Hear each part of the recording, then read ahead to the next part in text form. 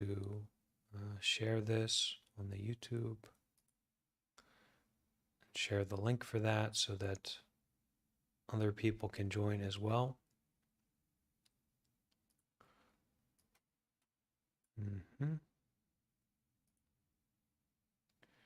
Everyone, like I said, is invited and encouraged to share their camera if it's possible, if it's comfortable for you to do so, then please do. This is a real opportunity, not just for us to practice meditation, whatever that means, but to really show up and to be present in a community space, to be seen, to see,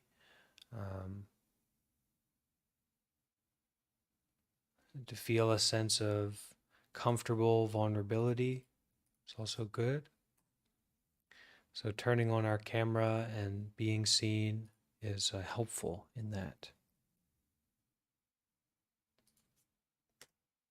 So today, we are going to practice meditation together. We're going to have a kind of guided meditation and then practicing it together. And after that, we will have, I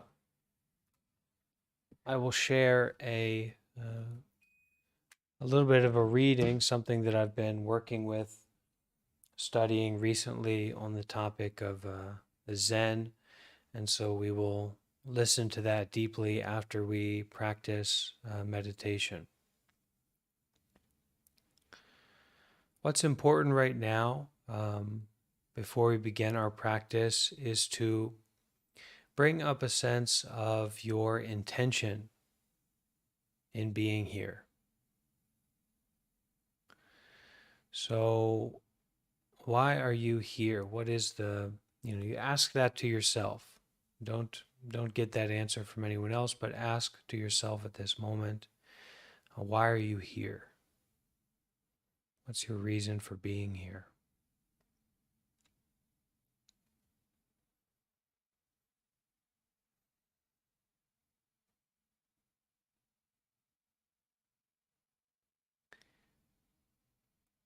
Whatever answer you find, you plant that answer, you plant that intention and that sincerity deeply in your heart, deeply in your body.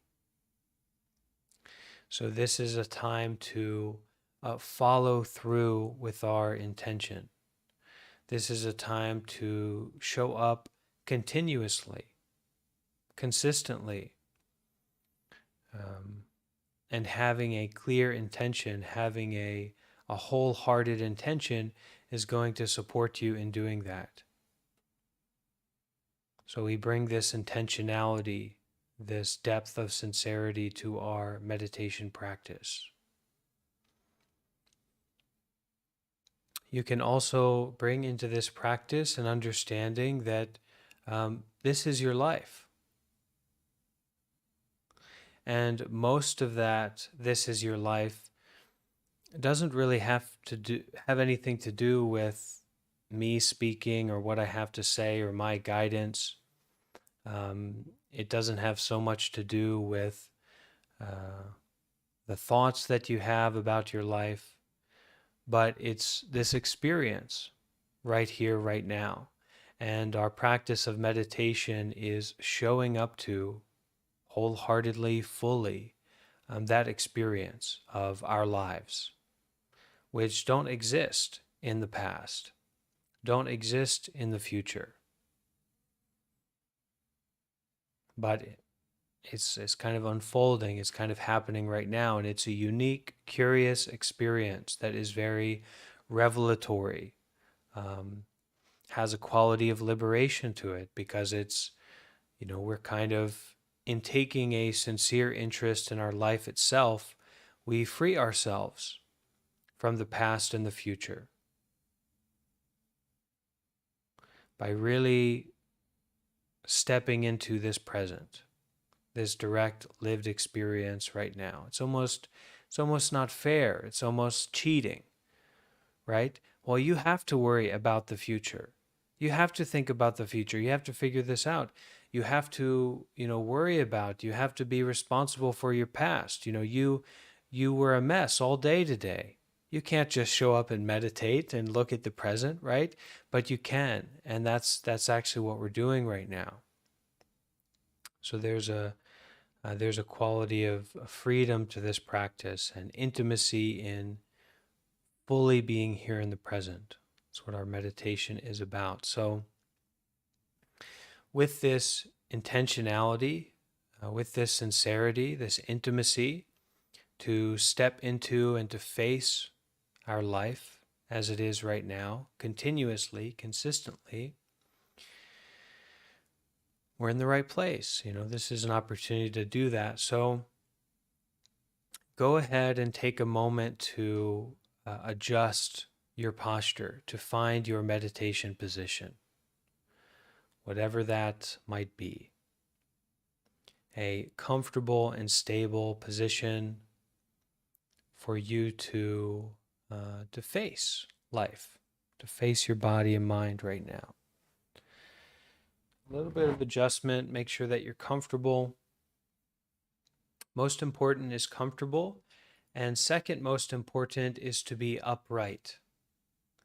So we sit in a kind of dignified way where our shoulders are back, right? Our shoulders are back, our chest is open, the lungs are open, our spine is straight, somewhat straight. Each and every time that we practice meditation, sitting comfortably and sitting upright are going to mean something different. So find that comfortable in sitting upright for you at this time. Don't worry about an ideal or a perfect one.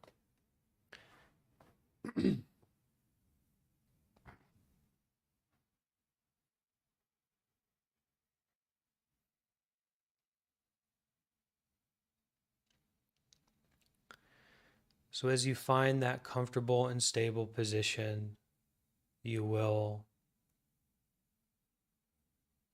notice this quality of stillness.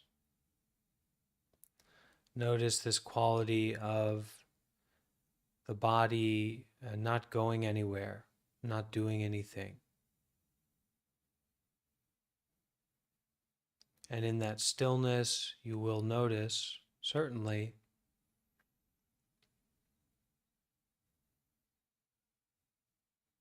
this phenomena of breathing that is happening. This experience of breathing that's happening.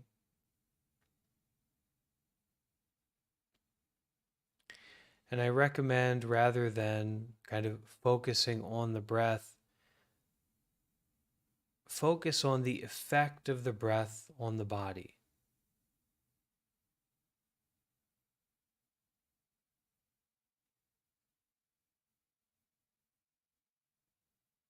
Aware of the body that is sitting here somewhat still.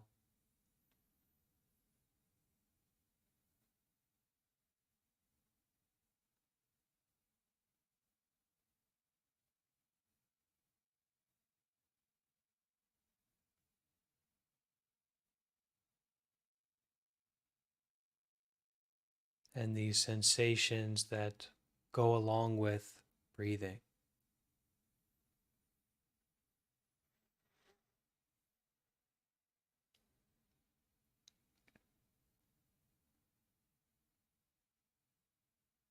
In facing our life right now, in being with the present, we use the method of just breathing, just sitting, just being aware of the breath and the body.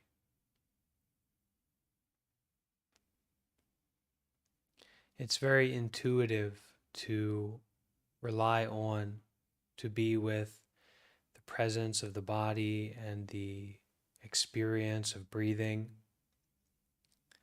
But we have a strong habit of not really giving a sense of importance to that, or being curious or interested in that. So during our meditation practice, that is exactly what we are to be interested in, to be curious about.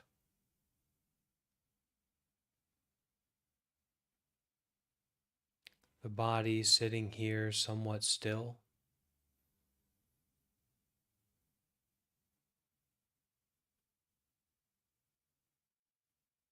And the breath flowing deeply in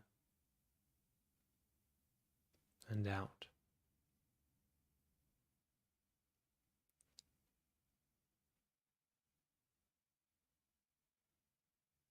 No judgments, no friction about how we're breathing.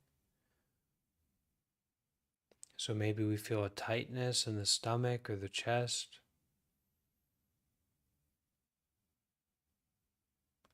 Instead of building on our preferences about how we'd like to breathe,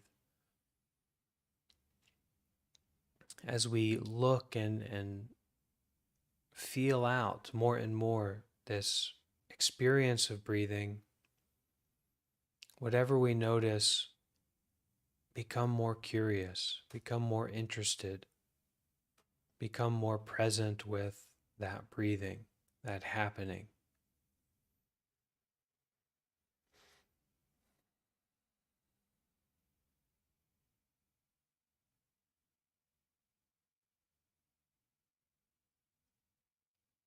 And as we are breathing in this way,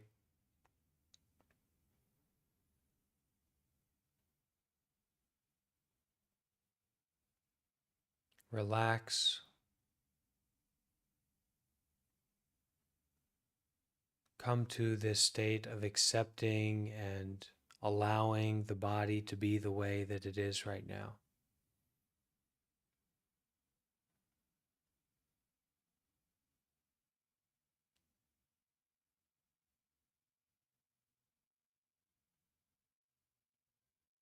When there's emotion, movement in the body, notice that and breathe, be aware. When we feel a tightness or a tension in the body, notice that, accept it, maybe relax it, maybe breathe into it.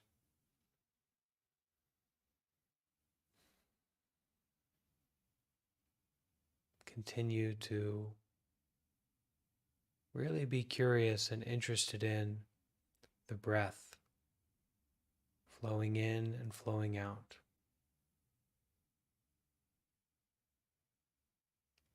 The effect of the breath on the body, the lungs, the stomach, the chest.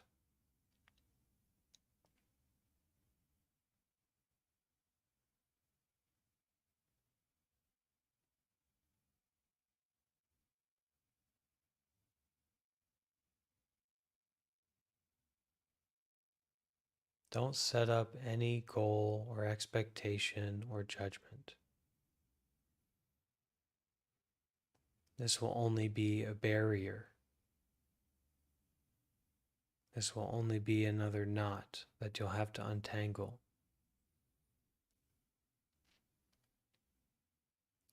Instead, fully and wholeheartedly show up, be with, face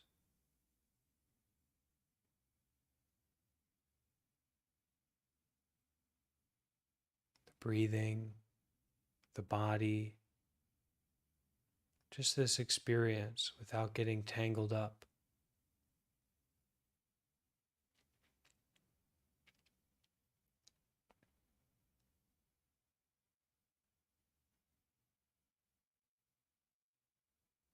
Instead of relying on that habit of judgment, preference, goals, we rely on just sitting here, just breathing, just being aware.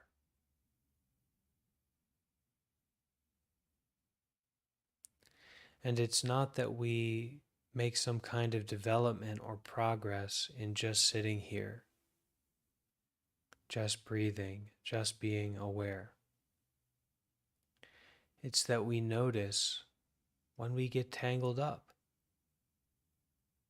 We notice when we get involved, when the self, the mind, judgment starts to get involved. And at that moment, we refresh, we restart, we begin again, we come back to the breath flowing in and flowing out.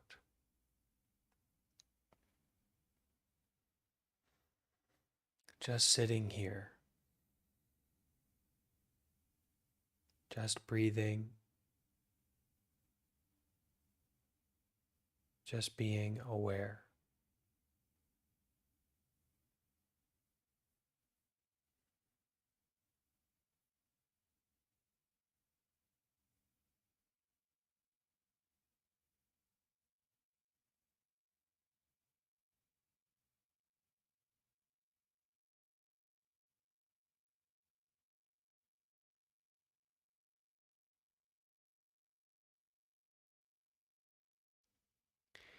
At a certain point in our meditation, especially as beginners, and especially as people who are quite sincere, quite interested in this business of meditation, of understanding more deeply, we may find ourselves in a situation where it's just a storm, it's just a mess, it's just a whole lot of stuff. And we lose our intention, we lose our method, we lose our stability, we lose our stillness. Instead of running away, instead of just giving up, try to be with that. Try to face that. You don't need to run anywhere else. You don't need to take a trip to the Bahamas, but just sit here, lay here, be with what's happening for this period of time.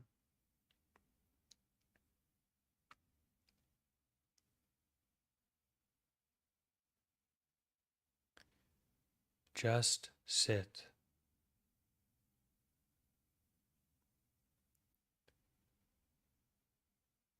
Just breathe.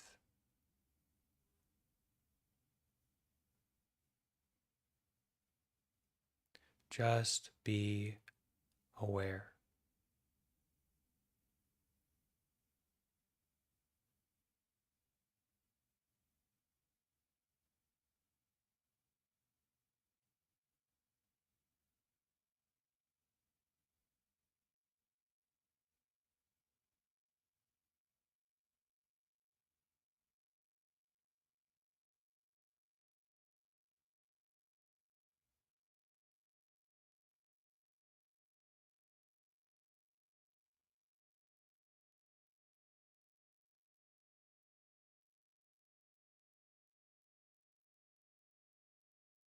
Any static, anything extra, it's just a reminder. Just sit. Just breathe. Just be aware.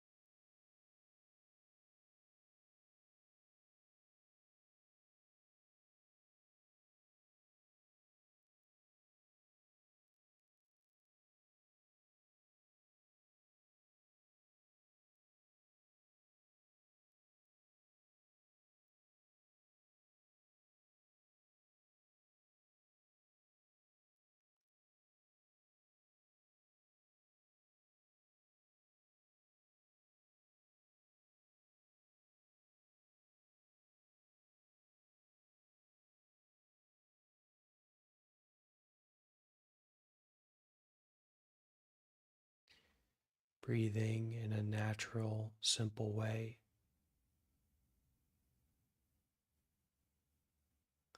Understanding that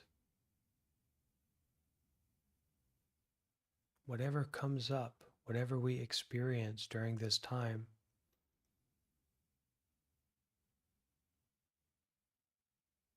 it's simply our life.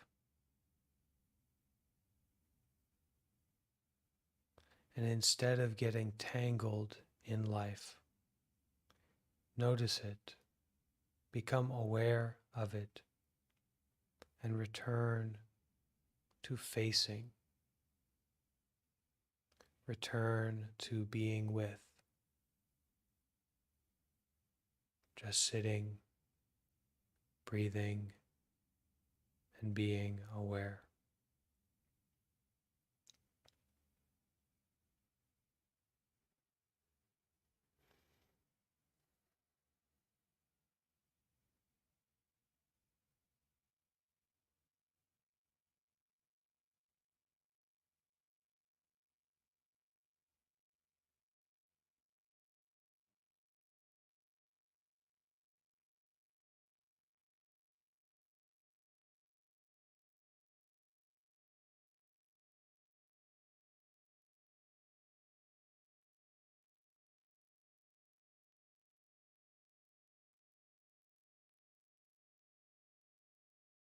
Do not rely on the distractions.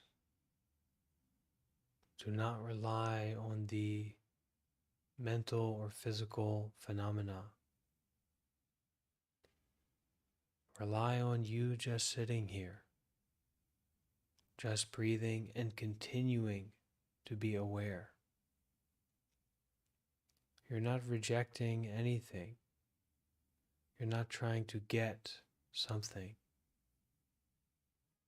It's just to face at this moment what's happening right now, continuously.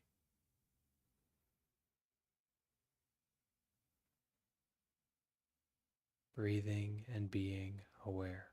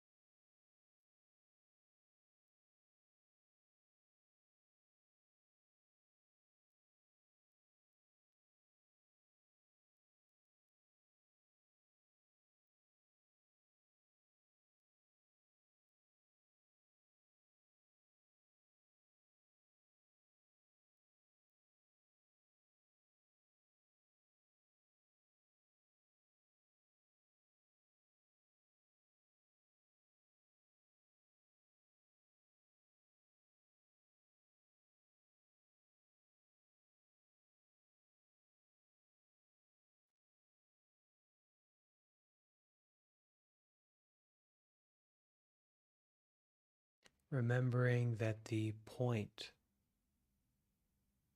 the spear tip of our meditation practice is not falling into a state of meditation. It is to just sit, to just breathe, to just be aware.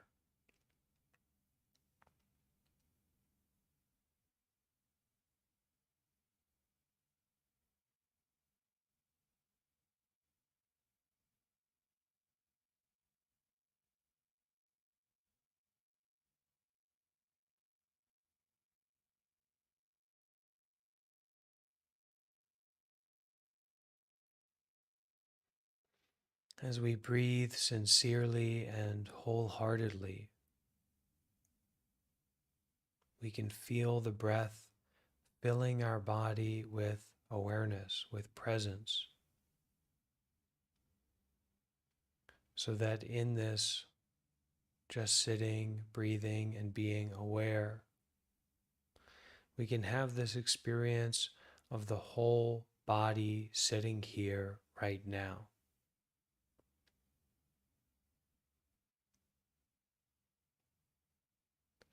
Not our whole story sitting here right now.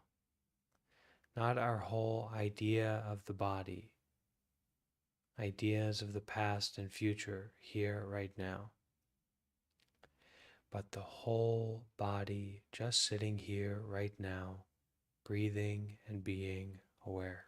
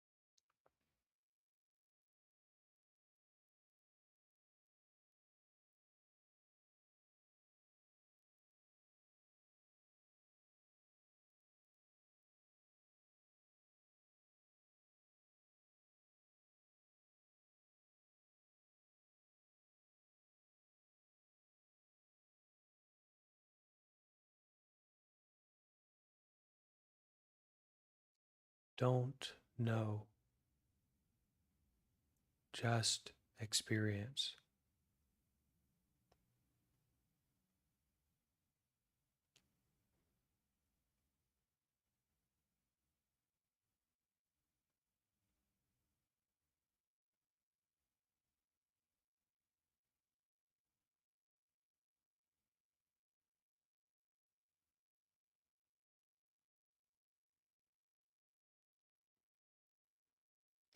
fully aware of the body sitting here.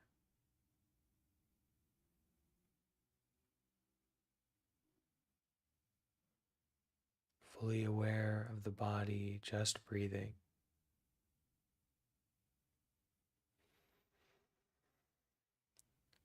Fully aware.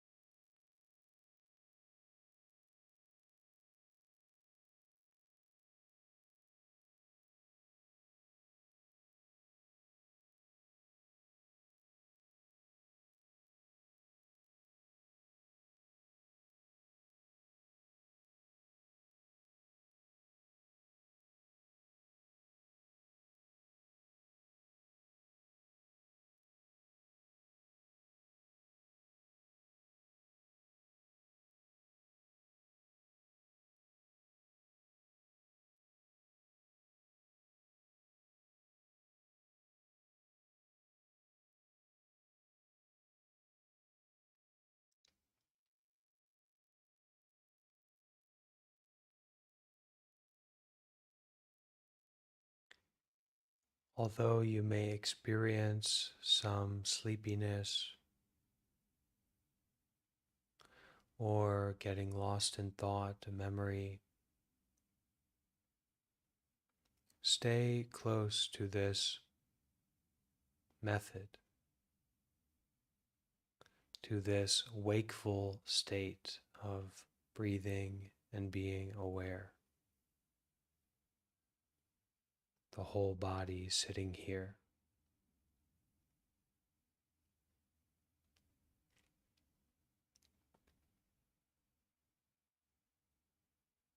In that state, it's very accepting, it's very welcoming. If sleepiness comes up, we can look at it. We can give our full attention to it.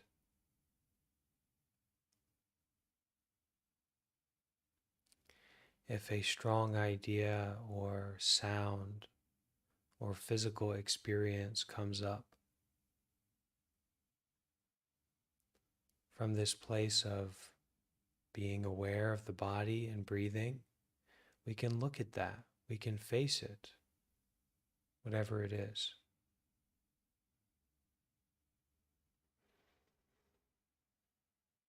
Facing whatever happens.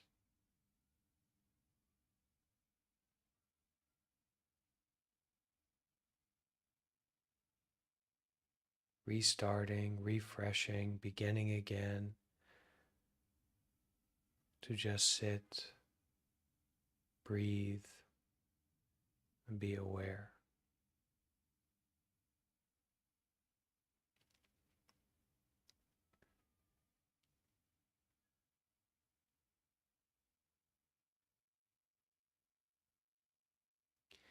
And to know, as you are practicing this, that you're not participating in a story. You're not involved in good or bad. You are not involved in the past or the future. You are just sitting, just breathing, just being aware. To practice it and to know that you are practicing it.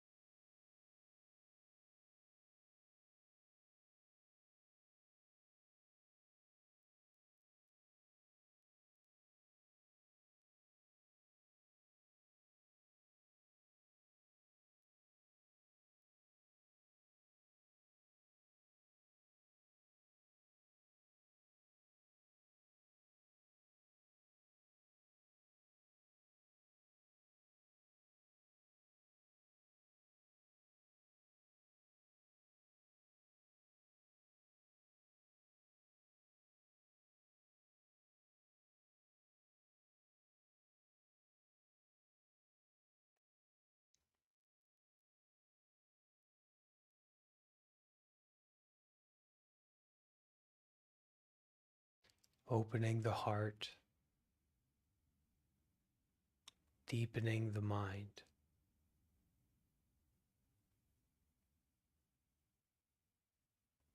This moment is no other than our life. So why not face it?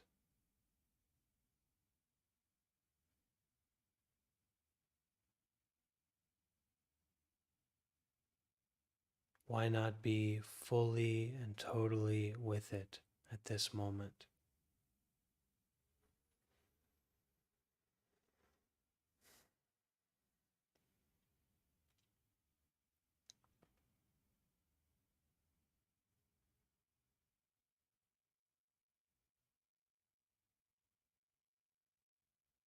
This normal, ordinary mind.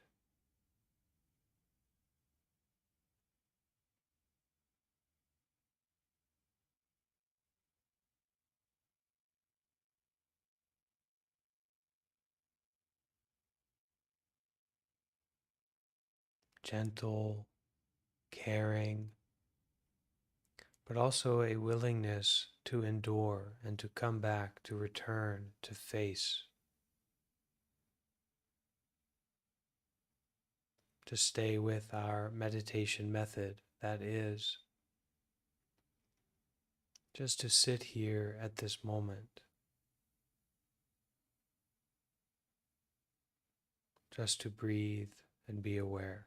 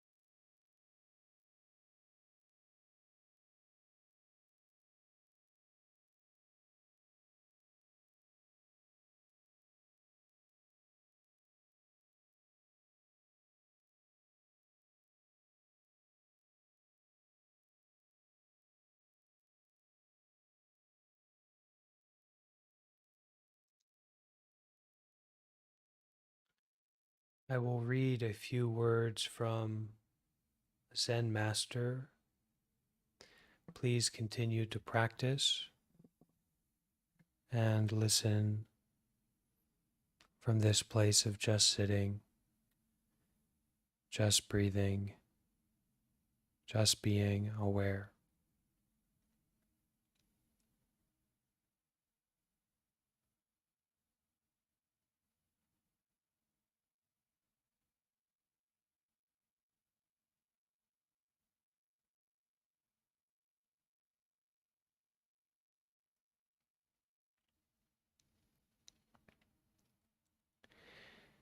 The enlightened ones and all living beings are just one mind. There is nothing else. This mind, since beginningless time,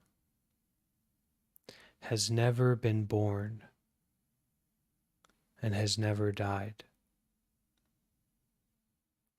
It is not blue, not yellow. It has no form, no appearance.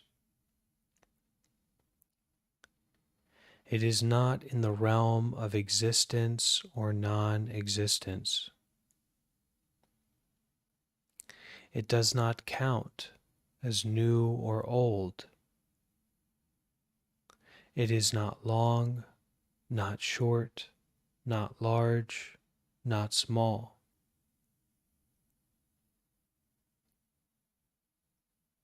It is beyond all limitation, quantification, terminology, tracks, traces, and relations.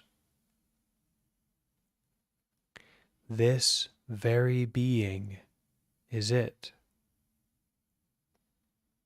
If you stir thoughts, you turn away. Like space, it has no boundaries and cannot be measured. Just this one mind is itself Buddha. Buddha and living beings are no different. However, living beings grasp appearances and seek outwardly. By seeking it, they lose it. Getting enlightenment to seek enlightenment. Using mind to grasp mind. They never can get it in all their lives. They do not know that if they stop thoughts and forget cogitation, enlightenment spontaneously becomes manifest.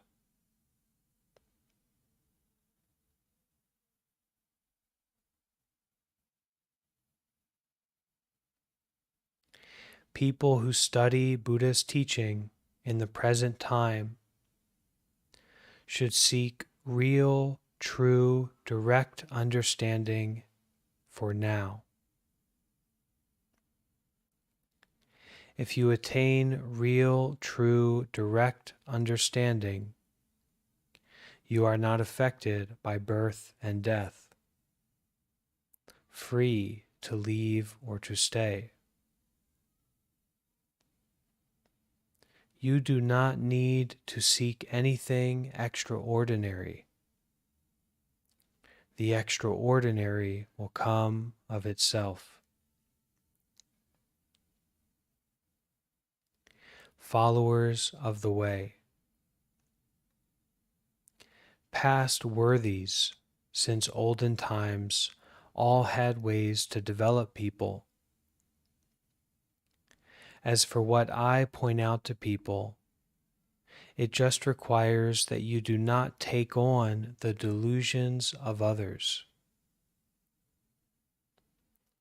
If you need to act, then act, with no further hesitation or doubt. When students today do not attain, do not develop, where is the illness? The illness is in not trusting yourself, being turned around and changed by myriad objects, not attaining independence. If you can put to rest the mind that runs around seeking thought after thought, you will not be different from masters and Buddhas. If you want to be no different from masters and Buddhas, just don't seek outside. The pure light in your mind at any given moment is the reality body of enlightenment in your house. The non-conceptual light in your mind at any given moment is the reward body of enlightenment in your house. The undifferentiated light in your mind at any given moment is the emanation body of enlightenment in your house. These three kinds of enlightenment bodies are you, the person now presently listening to the teaching. It is only by virtue of not running in search outside that you have these effective functions.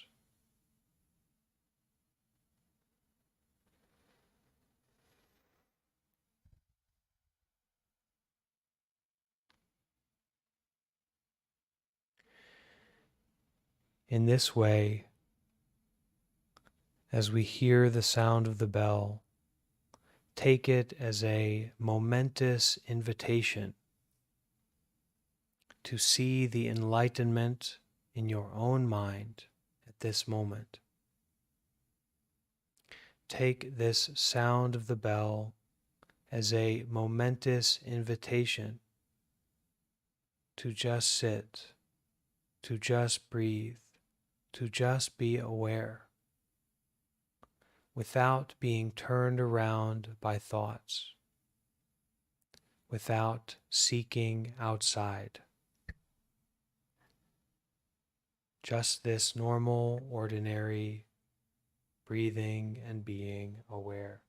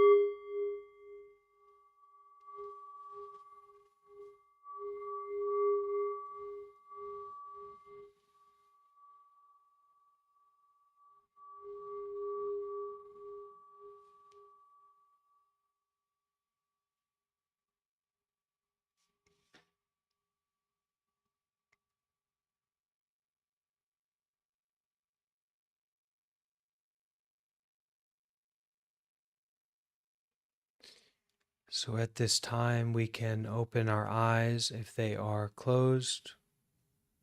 We can give our face a massage.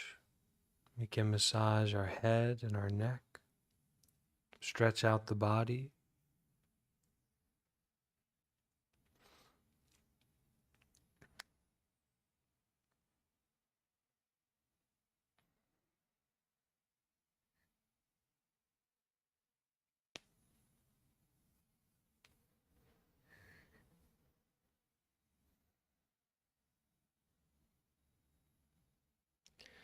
Take some time to really stretch out and reconnect with the body in motion.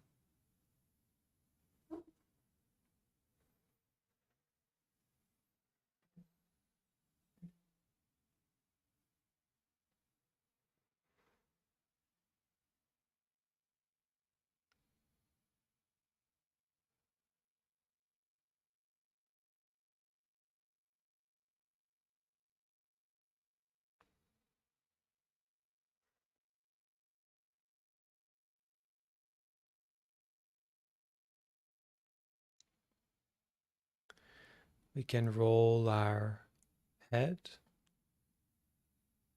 back and forth, side to side.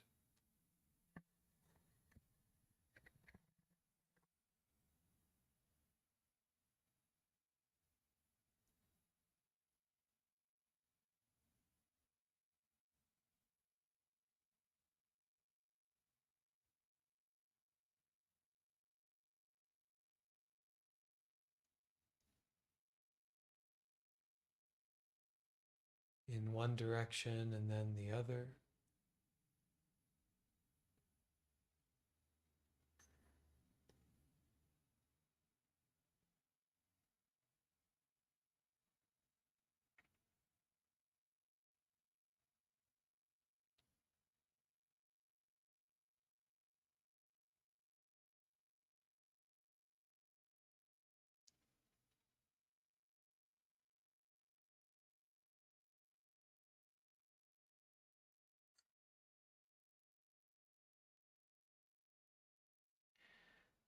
And we will likely start to notice and experience our thinking again and our jumping around mind, our excitable mind. And in the same way that we experience that, we can also bring up our meditation practice in our normal activities with our normal mind. We can start to, notice when we're getting tied up in a knot, and then just coming back to breathing, taking a few moments, a few seconds to just rely on breathing and being aware. And in this way, the practice can bleed more and more into our everyday life. So I think we might have a question here from Sam.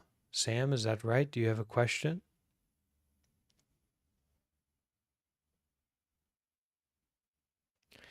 So this is often a question that comes up, and it goes along with just the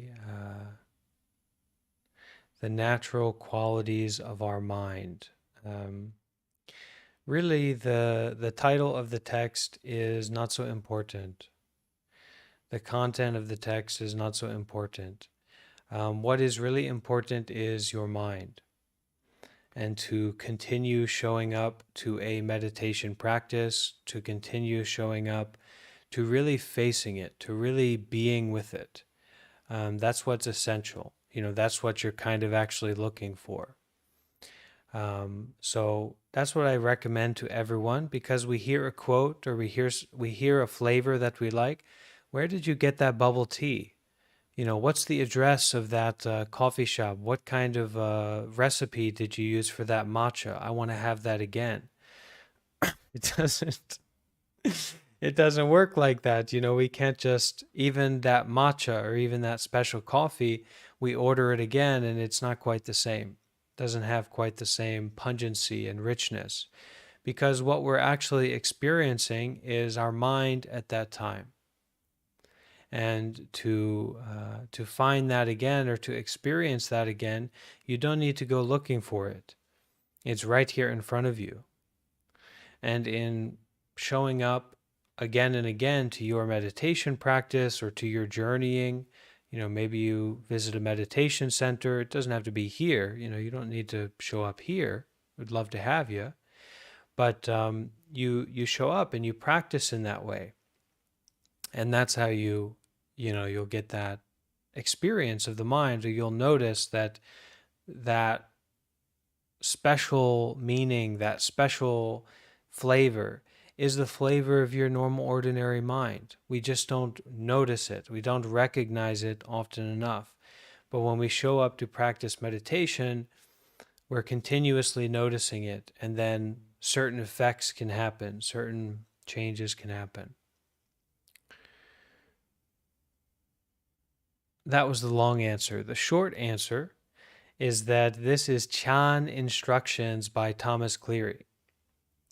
So it's Kindle Unlimited, And I'm happy to share whatever source of whatever I read. I'm not going to keep it from you, but that's also an important point, what I said before.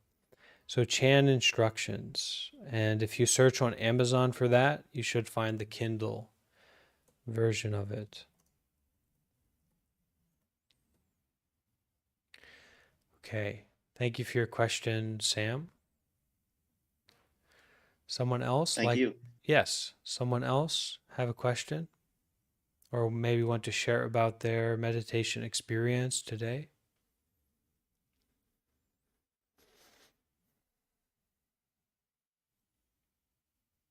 I just want to ask if meditating should be get harder by the time you keep practicing. Hotter. Uh, yeah, it just gets sometimes gets complicated to concentrate on the body or on the breath. It's I don't know if I'm concentrating You're on the saying body harder. You're saying or more in my mind. difficult. You're Yeah, saying more difficult, right? difficult. Yeah, Yes, it's normal. yeah. And embracing these difficulties is the practice. That's what I'll say. So that's what our practice is to embrace and to face those difficulties. And it's not always going to be when someone that you have an affinity towards, or you like the way that someone guides meditation, and you're with them listening to a guided meditation, right? It's not always going to be that. Sometimes you're sitting on the bus and you're sweating and it stinks and you've lost your wallet and you're late to work. Everything is falling apart, and you're able to face and to show up and to be with what's happening rather than participating in the friction of it, trying to get something other than it, or trying to get rid of it, to reject it.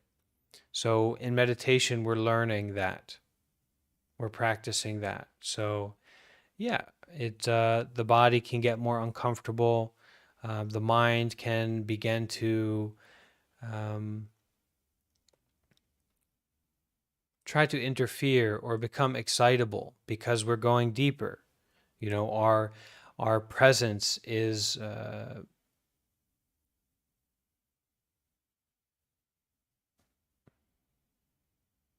not so shallow, not so general. And so naturally, we're going to start experiencing things in a more subtle way, that is uncomfortable, is difficult, but that's fine. That's okay. Difficulty in meditation is good, it's ideal. If you are gritting your teeth and fighting through it with your ego, that's not good. That's not right. But if you are encountering difficulty and embracing difficulty in a way of releasing, relaxing, refreshing, restarting, and facing, showing up to whatever is happening through a meditation method, then you're going in the right way. Thank you. I have another question. Yeah. When you become aware of something in your meditation, something, okay, I've been doing things wrong. So you just go back to your meditation, or you just contemplate that for a while and then go back to your main, Your or just meditation let it be? Yeah, your meditation method is your means of facing, your ways and means of looking at, of showing up to whatever is happening right now. If someone comes along and says, "Look, I know you think you're trying to be a good person and you think you're trying to meditate, but actually, you're just a mess and you're no good." That's what you need to understand. You don't face that by indulging in it or believing in it or asking them, "Oh, really? Am I really a bad person? Am I really not meditating?" You show up to your experience at this moment. So, in the same way, when we have a thought or when we have a memory or when we get sleepy, whatever, our way of facing that and understanding that is not to believe in it. It is to continue facing, it is to continue showing up. So that is to return to the meditation method. And it can be to return to multiple meditation methods. So We have, for example, just focusing on the breath, or just sitting, just breathing, just being aware. But you can also bring into that a quality of metta. Have the tool of metta, have the tool of loving kindness. So if you notice that you start to get in over your head, if things start to get too much tight, too much rigid, too much friction, too much heat, then adjust your posture, lay down in something like this, in a situation like this, and start to repeat, phrases of loving kindness. May I be happy. May I be free from fear. And you practice those as a method, to say them very deeply and sincerely and wholeheartedly. So we want to have as many methods as we can to support us in continuing to face what is happening right now. But you don't need to go searching and looking around for meditation methods, the right meditation method. You need to continuously show up to your practice, to your trying out. And it's really ideal if you can show up to a space like this, if you can show up to a meditation center, if you can practice with other people, if there can be someone who's facilitating who has some degree of experience, then that's really a helpful way to show up in a simple, consistent way. Because this kind of way of showing up is, we're all gathering here. I'm leading the session, but there's a openness and a simplicity to what our practice is. So it's not adopting a methodology necessarily. It's not adopting a tradition or a religious system. It is adopting to show up, and to be supported, to show up, to face the body, to face the breath, to face the mind, to be with it, to really be with it, instead of believing in it or getting caught up in it or getting tangled in it, but to continuously show up. And also to learn to let go, to put down, and to bring this sense of friendliness to our mind and body. So, this is something that we can show up and do it as much as possible. And then naturally we will find more and more methods, more and more supports for doing that. But loving kindness and focusing on the breath or counting the breath, these are good things to have. And as much as you're able, just focus on enduring. Just focus on sitting there, breathing, being aware of the breath, looking closely at the breath, being aware of the body, and enduring and continuing. And at the very least, you're setting yourself up to find, maybe a different method or a different group or a different environment in which to continue deepening that practice. But the basis of that practice is just to show up and just to be kind and be patient with whatever is happening. Not to reject it and not to hold on to it, not to try and crave something else or crave whatever you experience, whether it's pleasurable or not. What was your question? Oh, I already forgot. Yeah. I mean, I completely forgot. Well, To be honest. we can check the record, but it's good. We refresh, we restart, and it's the same with these delusions or these experiences that come up. We give so much weight to our thoughts or our perceptions. We give so much weight and importance to the sensory experiences that we have. And then there's a glitch in the matrix. There's a sight or a sound that just comes from our mind.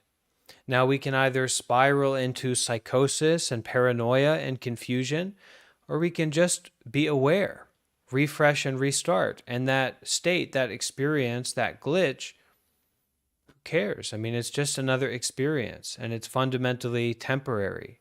It's not all that important, you know? The devil starts speaking to me. Well, so what? See you, you're not going to stick around for long, for sure. Even I'm not going to stick around for long. My body, my mind, my experiences. So also the devil's not going to stick around for long. Um, so we just keep showing up, keep practicing in this way. And letting go, forgetting those things that are not so essential to advancing and developing and benefiting ourselves and benefiting others. We don't need to burden ourselves with those things.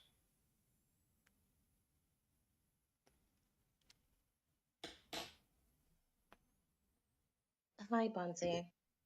Yes. Um, what would you suggest to be the best meditation method for someone who is now being introduced to the practice and who is going through a great deal of suffering?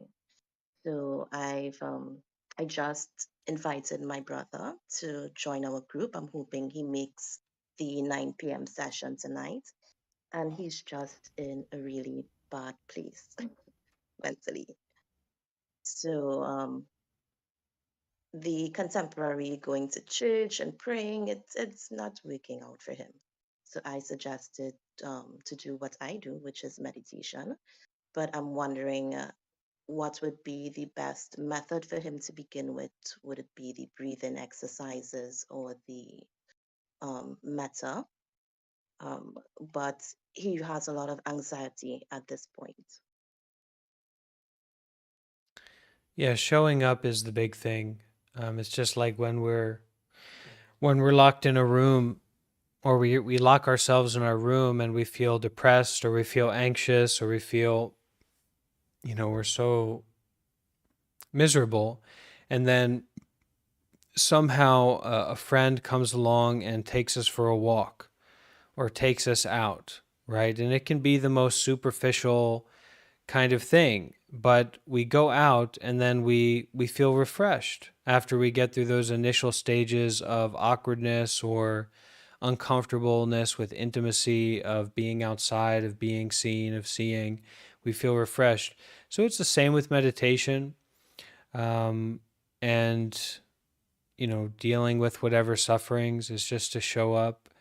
And that's what the biggest effect I think is going to come from someone in that situation, in that position. It's like if you drag someone to a meditation center, they're not going to run out the door. They're going to kind of sit there and stay with it. And then there's just a benefit that comes from really showing up to our life at any given moment instead of wallowing in um, our judgments, our afflictions, our dream that we've worked ourselves into. And the other side of that is to find someone that you relate to. So I could say, okay, he should do metta. Probably good to do metta, good to do any meditation, but it's a matter of finding someone whose voice isn't, nails on a chalkboard, and that he feels that connection with. Um, So yeah, you're doing what you can. We can only do so much for other people. The more that we empower ourselves, the more that we can take care of other people in an empowered way. So you can keep up with your practice, and you're inviting him. Hopefully, he can join, and I hope that things will go well for him.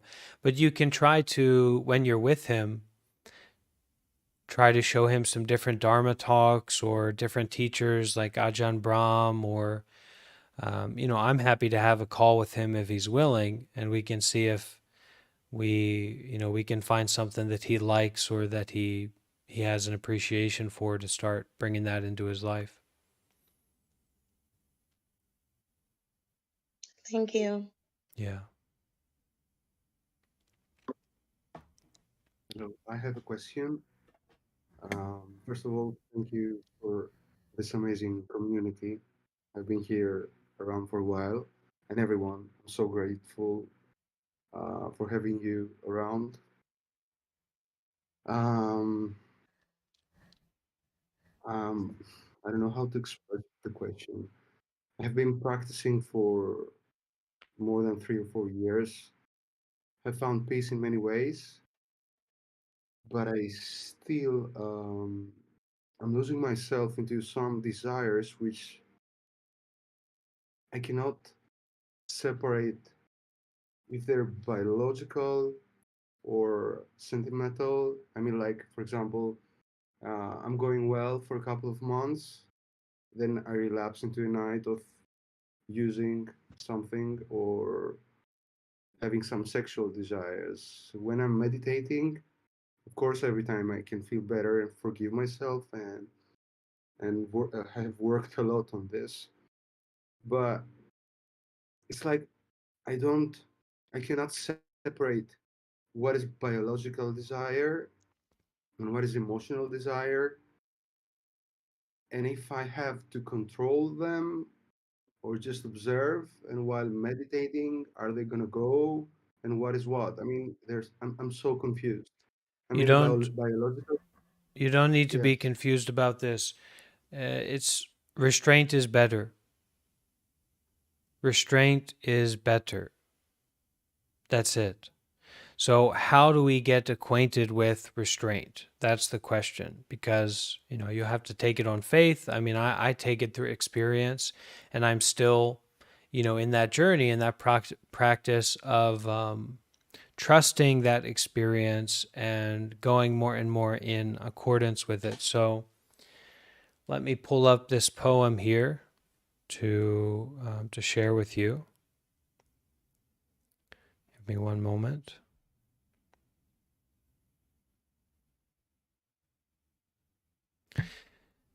Grave upon grave buried beneath weeds. Before their funerals, they carried gold seals. Okay, so before their funerals, they carried, they were important people. They were wealthy people. They were whatever.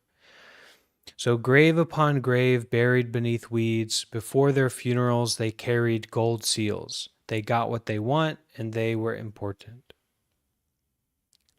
But desire is no match for detachment. So even though these people had gold seals, even though they were successful in getting what they want and being authorities and etc., desire is no match for detachment, grave upon grave buried beneath weeds. And how can ambition compete with restraint? Lured by bait, golden fish end up in kettles. So this ambition, this desire, this wish to fulfill, to follow our desire, to get what we want, this ambition cannot compete with restraint. So we are just like the golden fish most of the time. We're shining, we're bright, we've been doing good, we've been eating right, our coat is shining. We are just like a golden fish. But lured by bait, we end up in kettles. We end up cooked. We have to start over again. We lose our golden sheen, right? So, desire is no match for detachment. Whatever you get, you're going to lose. Detachment steps back from getting or losing, puts you in a position of freedom. And how can ambition compete with restraint? Lured by bait, golden fish end up in kettles. Uncaged magic wings fly high. So these are the uncaged wings, being uncaged from what? Your desires, your attachments, your fixation on what you want and what you don't want, and getting tangled up in that potential for prosperity that we feel is somehow lying or there inside of this bait of our desires, that substance or that activity. So we make a cage for ourselves by getting wrapped up in that. Uncaged magic wings fly high. Worldly affairs don't concern a hermit. So if you are introspective, I'll finish the poem. Worldly affairs don't concern a hermit, someone who, stays to themselves, lives on the mountain. I weave my robe from homegrown hemp. So weave your own robe. Don't concern yourself with worldly affairs. Don't concern yourself with getting and losing. Practice restraint, practice detachment. And when those feelings, those experiences come up, that desire, and then, well, is it biological or is it right? Or is it, well, maybe I can go this way. Just understand that this golden fish of yourself, that's what maybe this one I can get, is just going to end up in a kettle. You're just going to end up cooked. You're going to be participating again in this cycle of desire and attachment. And as you participate in that, you're going to disempower yourself unnecessarily because it doesn't work. If it worked, then we would all just be, doing God knows what, IVing heroin constantly. If that worked, then that's what we'd all be doing. And everyone would be telling everybody else to do it. It doesn't work. It just makes more suffering. We just end up in the kettle of our life. So don't practice to chase after desire. Don't worry so much about your ambition to get this thing or this experience. Practice restraint. And over time, as you practice that, to restrain yourself, will hold on, and it's just like holding a leash. Sometimes you're letting out a little bit of leash and you get yourself into a mess, but you need to hold on to that leash. You need to practice restraint. And over time, you pull that golden fish more and more back, and you don't end up in a kettle so often. And your uncaged magic wings, that is your wings of detachment, your wings of restraint, your wings of not just chasing after a desire or trying to fulfill a desire because that feeling comes up. Now your wings are uncaged and you can fly high. And you can be independent in social situations and, in your normal life because you're not constantly being influenced by this bait on a hook, this bait of desire. And we're always feeling that. We could become totally unstable. I want coffee. I want sugar. I want this. I want that. We're just be miserable in that way. Whereas with detachment and restraint, we can really experience this independence, this freedom that is better than fulfilling our desires all the time, because we always get ourselves into a mess. We always end up in the kettle when we're that golden fish. And sometimes it's a nice kettle. Sometimes we can enjoy getting cooked, but we're still being cooked and we're still not experiencing the joy of uncaged magic wings flying high, which is really much more fulfilling and rewarding in the end. And trust me, you'll get into the kettle one way or another. So as much as you're able, practice restraint and practice detachment and don't overthink it. You'll be cooking in the kettle and have to deal with the effects of your desires eventually. Practice detachment, practice restraint, and over time, you can see that kettle is not really worthwhile. That bait on the hook is not really leading you to a place where you really want to be. It's just bait on a hook. But we learn through experience. So I'll read the poem again to finish my answer. I've been reading this poem a lot recently. Grave upon grave buried beneath weeds. Before their funerals, they carried gold seals. but desire is no match for detachment. And how can ambition compete with restraint?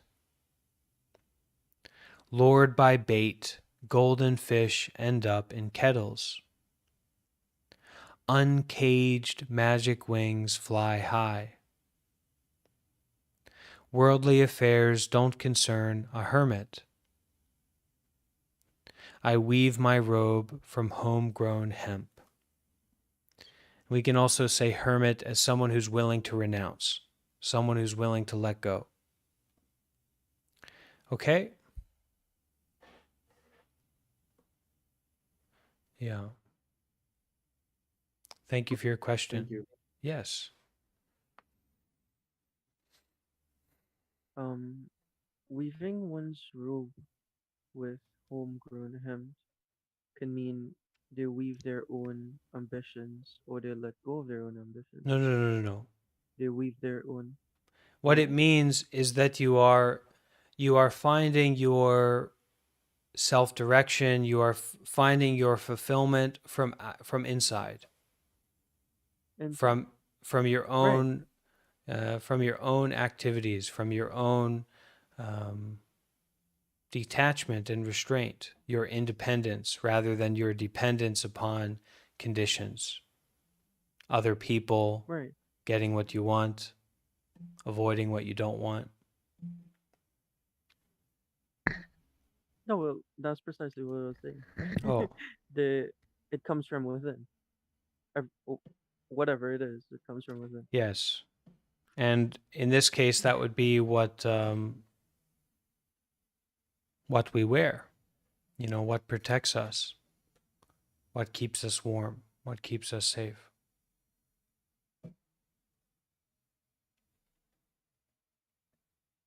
Okay, thank you, Abyss.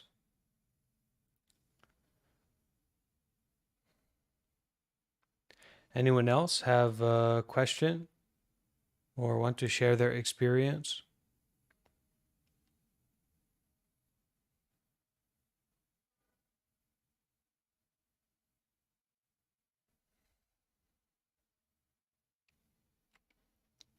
Okay. Check voice text. Coffee.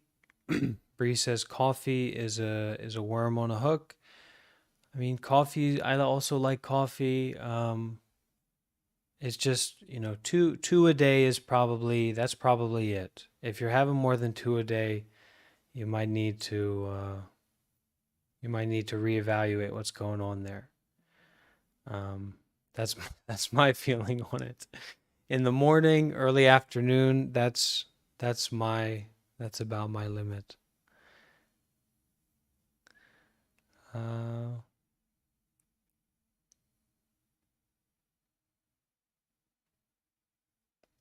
Okay, so let's finish today with a chanting of the Heart Sutra.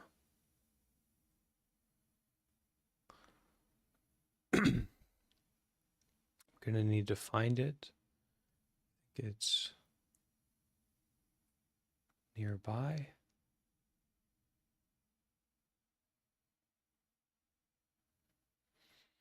Yep. Prajnaparamita Heart Sutra. A few words of importance just before we chant this. Bodhisattva means someone who puts off their own awakening, their own enlightenment, for the sake of benefiting others. Okay, that's what bodhisattva means. Avalokiteshvara is the bodhisattva of compassion. So it's kind of this really major archetype in Mahayana Buddhism. Prajnaparamita means this kind of deep wisdom of mind, this natural deep wisdom of mind that we experience in meditation, kind of mind to mind. The skandhas are basically everything that makes up the body and our experience, everything that makes up ourself. So the skandhas are forms, feelings, perceptions, inclinations, discernment. I think that's what the skandhas are. There's something like that. Skandhas. The aggregates. Yeah. So everything that makes up our self, our experience, the body, the mind, our perceptions. So that's what the skandhas are. Shariputra is a kind of a character in the Buddhist story of kind of someone who the Buddha would talk to or communicate with and give teachings to. Dharmas has the meaning of phenomena, so all phenomena that exist, both teachings and experiences, everything like that. Buddhahood means enlightenment. Buddhas means enlightened beings. Nirvana is enlightenment. And at the very end here, gate gate paragate parasamgate bodhisvaha. This means gone, gone, gone beyond, completely gone beyond.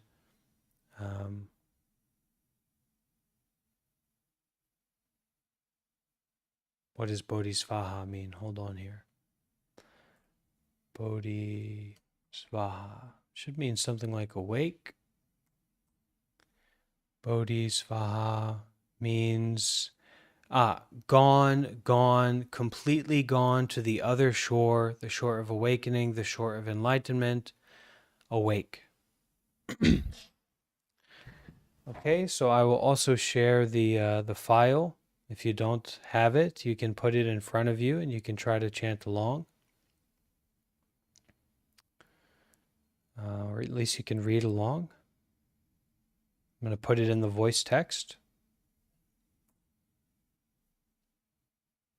Okay.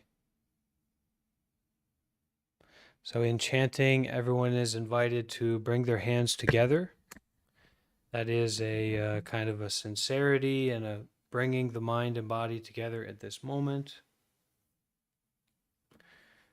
And we will begin our chanting.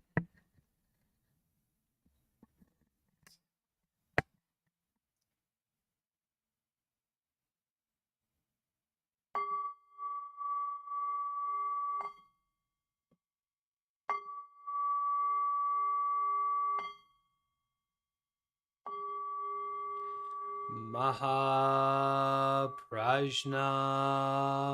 Paramita Heart Sutra.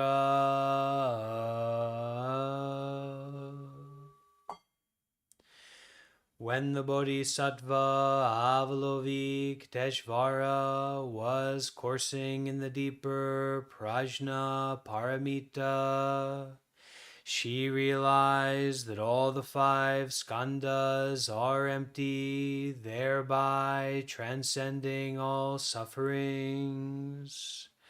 O Shariputra, form is not other than emptiness, and emptiness not other than form. Form is precisely emptiness, and emptiness precisely form. So also are sensation, perception, volition, and consciousness. Shariputra, this form of the emptiness of all dharmas is non-arising, non-perishing, non-impure, non-pure, non-increasing, and non-decreasing. Therefore, in emptiness there is no form, and no sensation, perception, volition, or consciousness. No eye, ear, nose, tongue, body, or mind. No sight, sound, smell, taste, touch, or thought. There is no realm of the eye, all the way up to no realm of consciousness. There is no ignorance, and also no ending of ignorance. Through to no aging and death, and no ending of aging and death. There is no suffering, no cause of suffering, no cessation of suffering, and no path. There is no wisdom and also no attainment. With nothing to attain, bodhisattvas relying on prajna paramita have no obstructions in their minds.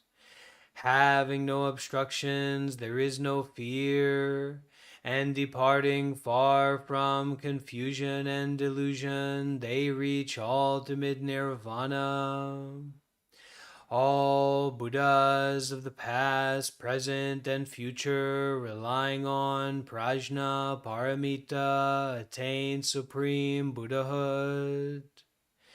Therefore, the prajna paramita is the great mantra of power, the great mantra of wisdom, the supreme mantra and the unequaled mantra which is able to transcend all sufferings. It is real and not false. Therefore, he uttered the mantra of prajna paramita by saying, Gate, gate, para, samgate, bodhisvaha.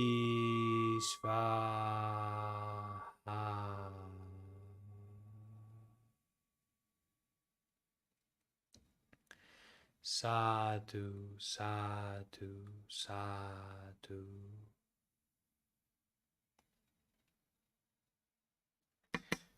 Okay.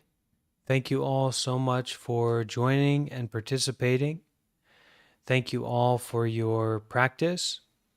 I hope that you will keep at it. I hope that you will continue to show up to your meditation, whether it's here or somewhere else or on your own. And I sincerely hope to see you again, practice with you again. Take care. Thank you, Bante. Thank you all. Thank you, Vante. Thank you.